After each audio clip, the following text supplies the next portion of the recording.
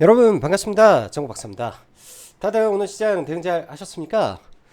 시장이 이번 주 들어서 상당히 어려워지는 모습인 것 같습니다. 오늘은 하락폭도 상당히 컸고요. 코스닥이 거의 3% 가까이 하락을 했고 코스피도 1%, 1.3% 빠졌지만 체감상 지수의 하락은 그 이상을 두드러 맞는 느낌이었기 때문에 시장의 하락의 강도가 굉장히 컸었고요.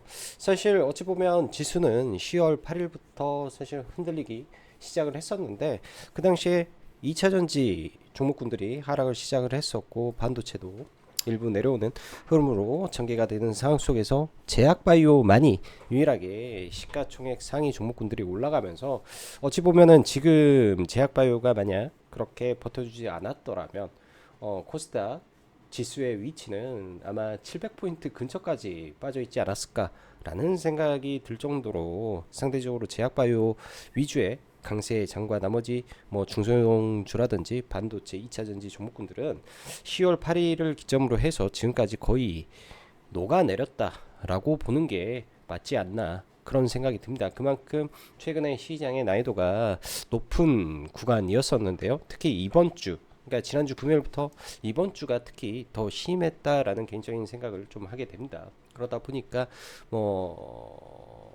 지난주 엊그저께네요. 지난주 금요일도 그렇고 어제도 그렇고 오늘도 그렇고 상당히 보수적인 관점에서 단기 매매도 거의 하지 않으면서 일단은 시장을 관망하고 있는 과정 속에서 지수가 큰 틀에서 보면 삼각 수렴을 맞춰놓은 상태에서 무너져 내리고 있기 때문에 여기서 만약에 추가 하락이 나온다면 어디서 바닥 포인트를 잡을 것인가 그리고 어떠한 포지션을 취할 것인가 그리고 만약에 이러한 하락 구간이 예를 들어서 예상보다 깊은 하락이 시장에 나온다면 내가 물려있는 종목군들을 일부 교체할 수 있는 종목이 무엇인가에 대한 고민을 많이 해봐야 될 지수의 레벨까지 좀 내려온 것 같다라는 생각이 듭니다. 사실 지금 최근에 지수의 하락을 놓고 보면은 지난 8월 초에 있었던 하락과 9월 달에 있었던 지수 하락 대비해서는 아직 많이 밀리지 않았는데요.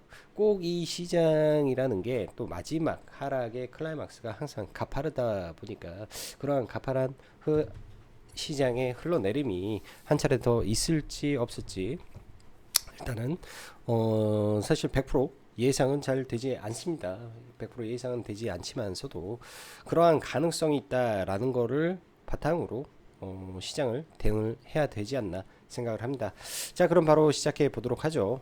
미 대선 불확실성 그리고 미 국채 상승, 미국 증시의 상승세 둔화 흐름까지 지수는 중요한 구간에서 지금 오늘 하락 마감을 했는데요. 만약에 투매가 나온다면 약간 한 템포 쉬어가는 전략이 필요할 것이고 대신 좋은 종목군들은 이 구간에서 철저하게 분석을 통해서 눌림의 매수로 대응을 해야 된다라고 볼 수 있습니다. 항상 여러분들 보시면은 연말 특히 이제 10월달 11월달 시장들이 한두 차례 많이 흔들리는 경우가 많은데요. 지금이 그런 모습이고 지금의 시장 흔들림에서 강한 흐름을 보여주는 종목군들이 분명 나올 거라고 생각을 합니다. 그러한 종목군들이 내년 상반기에 굉장히 큰 아웃퍼폼을 많이 보여줬던 이 과거 역사적 사례들이 너무나도 많습니다. 예를 들면 2년 전이죠. 그냥 2년 전으로 넘어가서 2023년이라고 해야 되나? 2023년도, 2022년도로 넘어가서 에코프로 쪽에서 사실상 8월달 3분기에 실적 발표하고 나서 급등하고 쭉 밀렸다가 연초에 날라갔죠.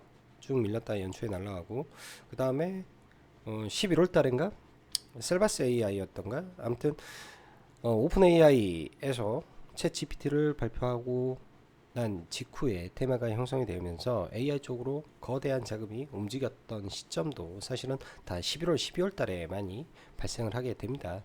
그 전에 아마 끼이는 종목군들은 다 바닥을 돌리는 흐름이 나올 거기 때문에 지금의 시장 하락에 너무 겁먹을 필요는 없다.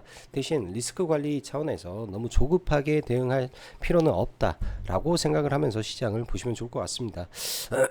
최근에 제 목 상태가 좀 약간 감기에 좀 걸렸는지 목 상태가 좀 좋지 않다 보니까 이 점은 양해 바라고요. 자, 그럼 바로 시작해 보도록 하죠.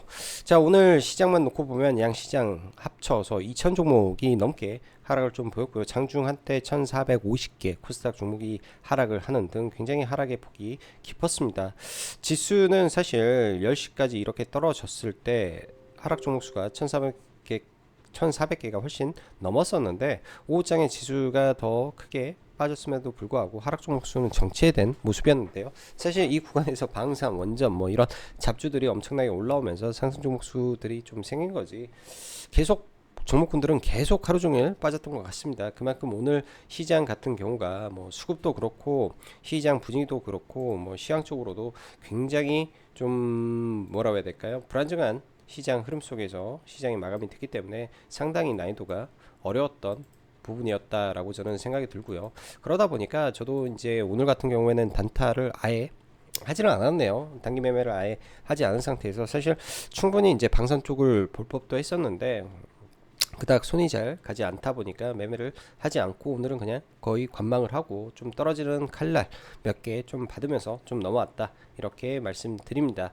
최근에 원달러 환율이 강세를 보이고요. 미국 10년물 국채 여기는 없지만 10년물 국채가 급격한 상승을 좀 보였습니다.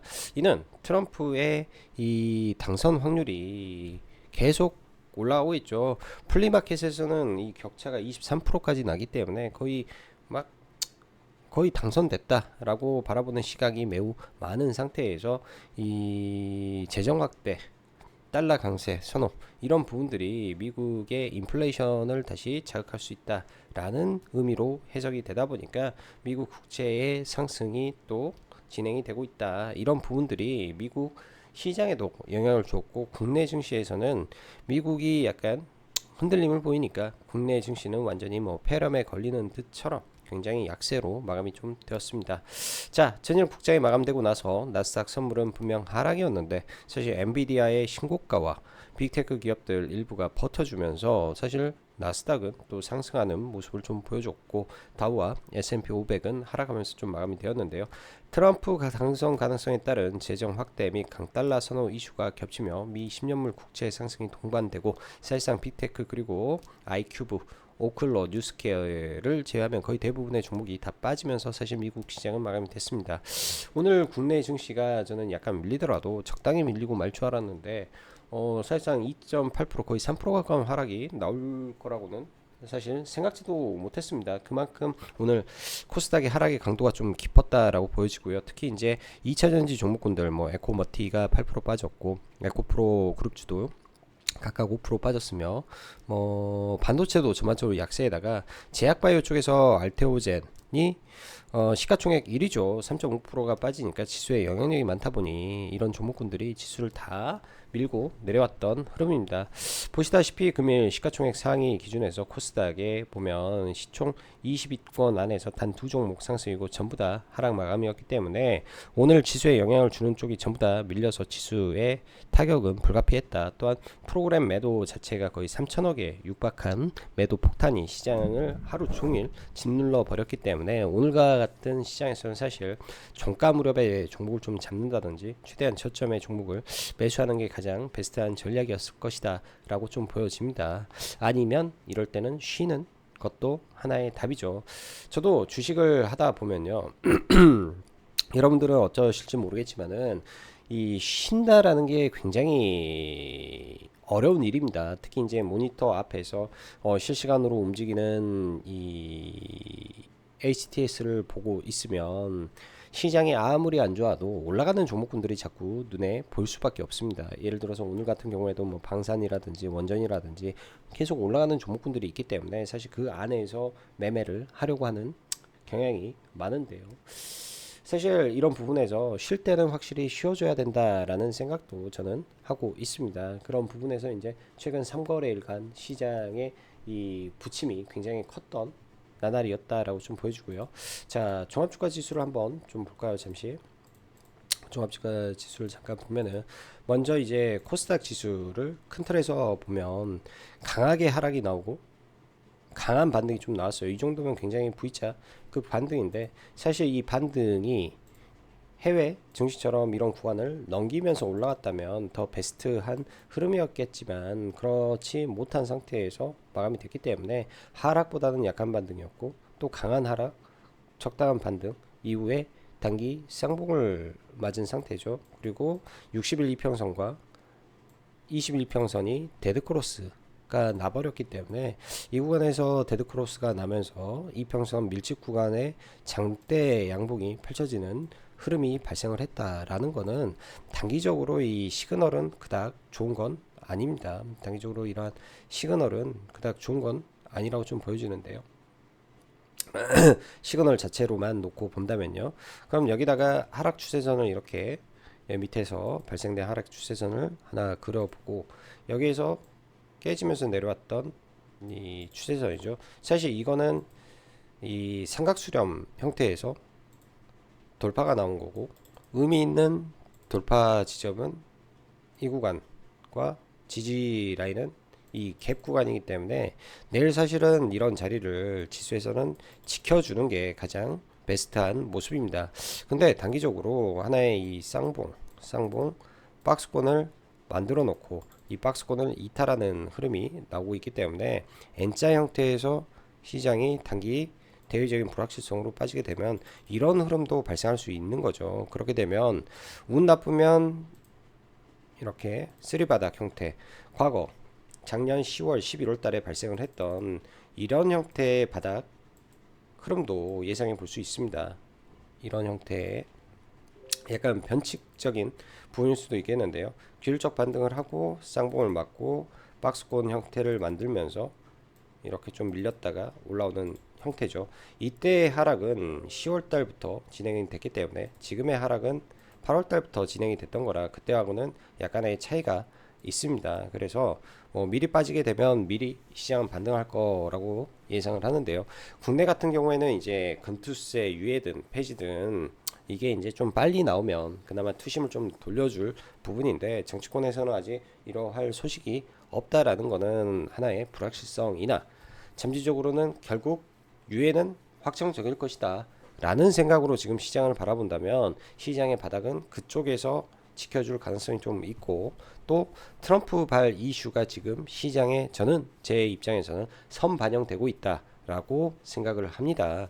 과거에 이제 트럼프가 당선이 되고 미중 분쟁을 붙이면서 굉장히 그때도 시장이 어려웠던 구간이 있었습니다. 그게 2018년도 이 구간이 였었고요. 2018년도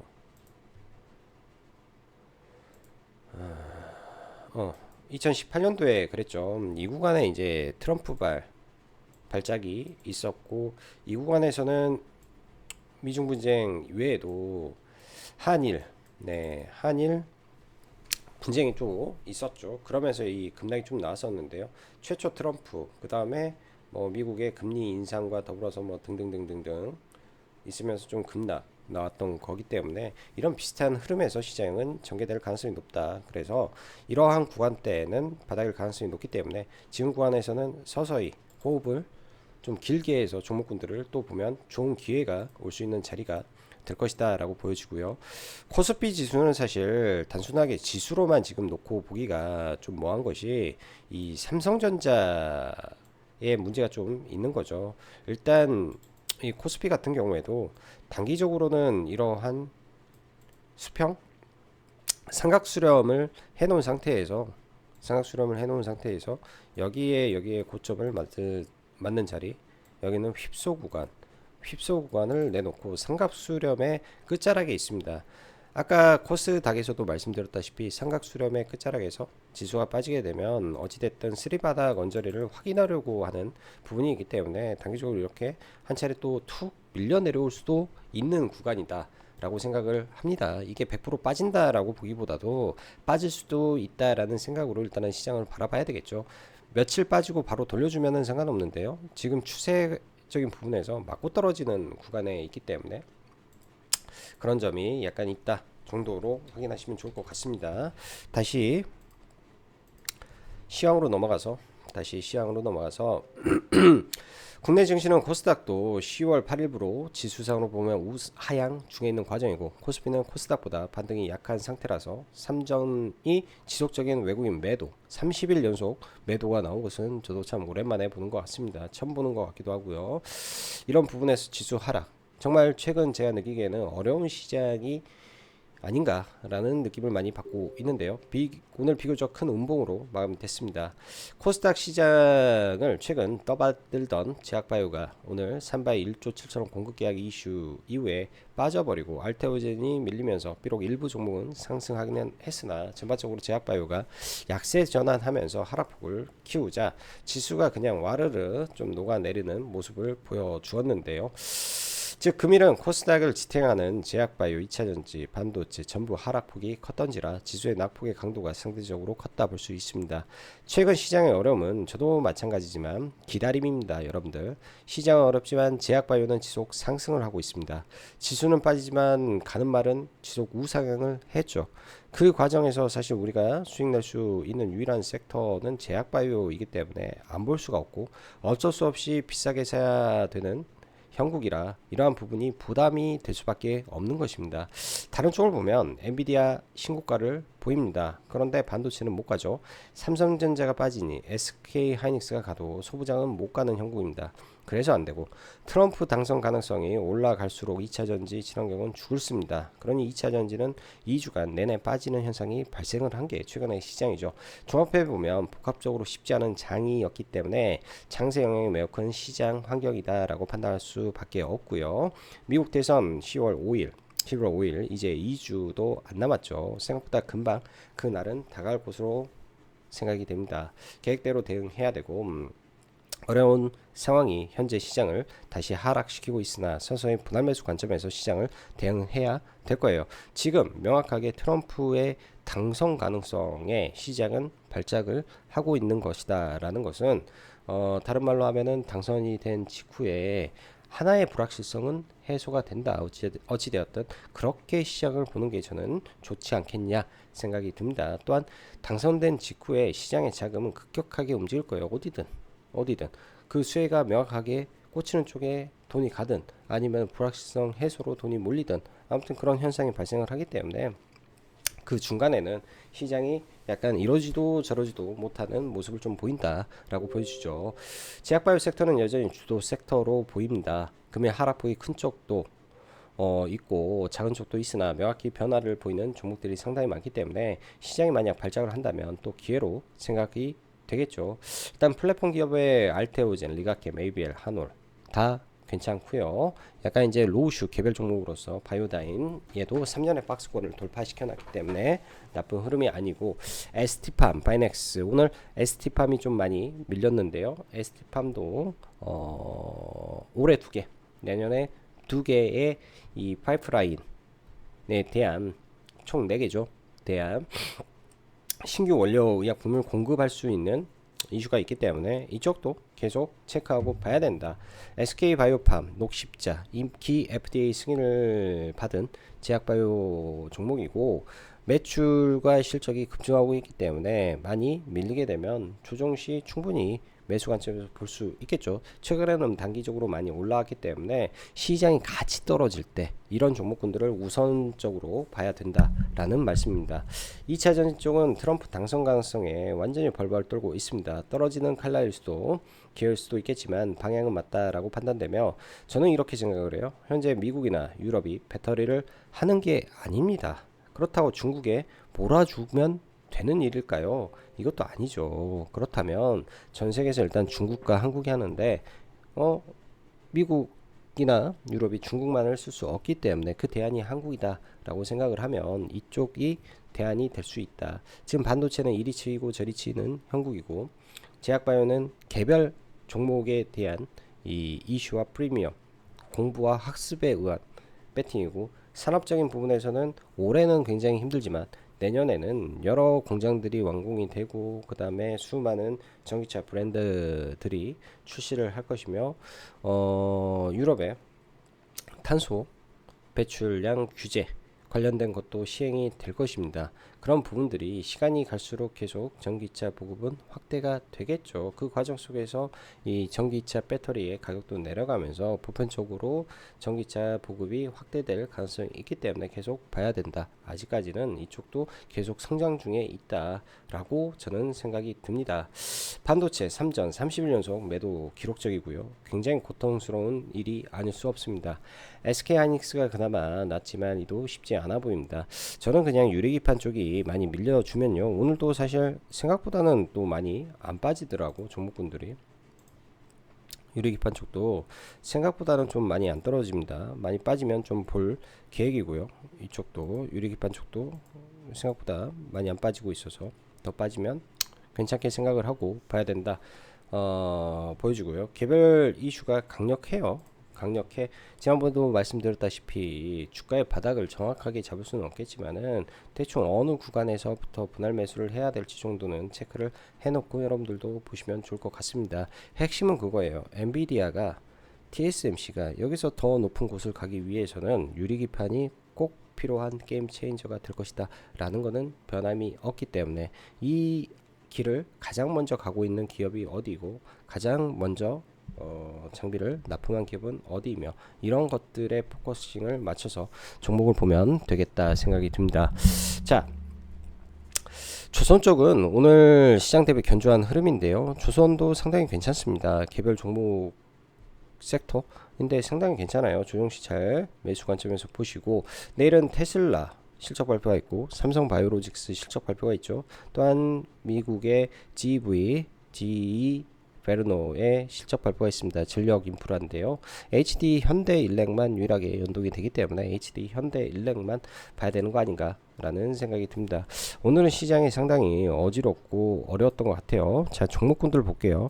SK하이닉스 시장 대비 강하지만 얘도 그냥 박스권 형태를 그리지 않겠냐. 목요일 실적 발표인데 실적 발표에 엄청난 서프라이즈가 나와도 좀 걸리는 약간 목전에 차서 움직이는 거라 좀 답답하고 삼성전자 또 58,000원까지 깨버리면서 고점 대비 보니까 35%가 빠졌더라고요. 거의 지금 2년 동안 올라왔던 거를 거의 다 반납하는 지금 일이 발생할 정도로 엄청난 하락세를 지금 겪고 있는 것 같습니다. 삼성전자가 사실 이 구간이 어찌 보면은 월봉 엔벨로프에 하단선에 딱 걸리는 자리인데 여기까지 빠졌다라는 거는 단기에 굉장히 낙폭이 크죠. 과거에도 제가 이거 월봉 엔벨로프 언급은 했었는데 쉽게 오는 자리는 아닌데 그렇다고 지금 월봉에 이 보면 과거에는 이 월봉이 상승 추세에서 눌리는 구간, 그러니까 일목균형상의 양운의 구간에서 밀리는 자리 근처에서인데 양운 측을 완전히 깨버리고 몸통으로 깨버리고 올라왔기 때문에 이런 부분이 또 굉장히 또 부담으로 작용을 합니다. 상승 추세에서 눌림과 이 상승 추세에서 올라가야 되는데 우상향으로 가는 구간에서 이제껏 저점을 이탈을 안 했죠. 삼성전자가 이 올라오는 과정 속에서 사실 보면 이 저점을 이탈을 웬만하면 잘 안 했어요. 이 추세라는 게 월봉의 추세라는 게 웬만하면 안 했는데 이때 한번 하고 이때는 안 하고 이때 안 하고 근데 지금 올라오는 이 추세가 코로나 때 일시적 하락 빼고는 이 추세를 대충 그려봤을 때 이때도 잠깐 이탈하는 모습이었는데 밑에는 양운이 있었기 때문에 반등을 했다 치면은 지금은 구간은 나쁘진 않은데 쉽게 접근하기가 모한 그런 자리이지 않나 생각이 듭니다. 굉장히 삼성전자가 좀 잘 됐으면 좋겠는데 지금 삼성전자가 전체 한국 시장에서는 완전히 애물단지가 돼버린 상황이기 때문에 굉장히 어려운 구간이다 생각이 들고요. 그러다 보니 다른 반도체 종목군들이 못 가는 형국이다 봐야 되겠죠. 자, 에코프로 머티, 에코프로 BM 등등 하락의 폭이 큽니다. 저는 기본적으로 에코프로 BM은 보지는 않고 에코프로 머티라든지 종목을 보는데 윤관씨 지분 매도 이슈가 좀 계속 이어지고 있는데요. 이런 구간에서 강하게 바닥을 돌려놨기 때문에 떨어지면 이 근처 원저리에서는 매수로 진입을 계획하고 있다. 들어가더라도 아주 천천히 종목군들을 들어갈 생각이고요. 에코앤드림도 마찬가지로 여기 이 자리도 눌림이고, 사실 오늘 자리도 눌림이라고 판단을 합니다. 그리고 더 떨어져도 이런 구간도 눌림이죠. 사실 여기서 하락이 멈출지, 여기서 멈출지 이거는 알 수는 없습니다. 그냥 방향성이 맞고, 시장 2차전지가 반등할 때 가장 강하게 올라가는 종목 중에 하나고, 전국체 기업이며 11월 달등 전구체 공장의 완공이 있기 때문에 여러 가지 모멘텀적으로는 가장 타 종목 대비해서는 모멘텀이 크다라는 관점으로 접근을 계획을 하는 거고, 습식의 PNT가 있는데 상대 강도가 좀 떨어져서 뭐 더 강한 종목을 봐야죠. 더 강한 종목을, 지금 예를 들면은 에코머티라든지 에코프로 BM을 두 개를 비교를 했을 때 어떤 종목이 더 강하나요? 당연히 에코머티가 더 강하다라는 걸로 판단하시면 됩니다.